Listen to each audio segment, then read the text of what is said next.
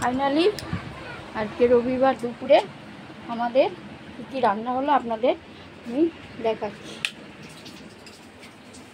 এই যে হয়েছে উচ্ছে সেদ্ধ, লাল শাক ভাজা, শ্বশুরমশাইয়ের জন্য একটা মাছ ভাজা,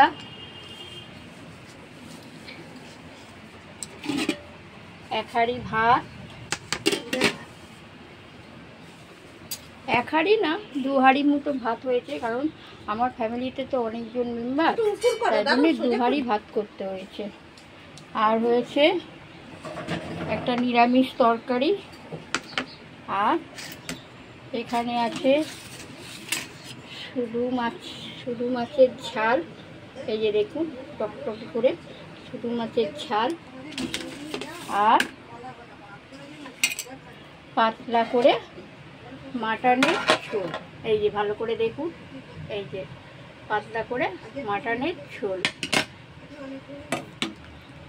এই যে পাতলা করে মাটনের ঝোল।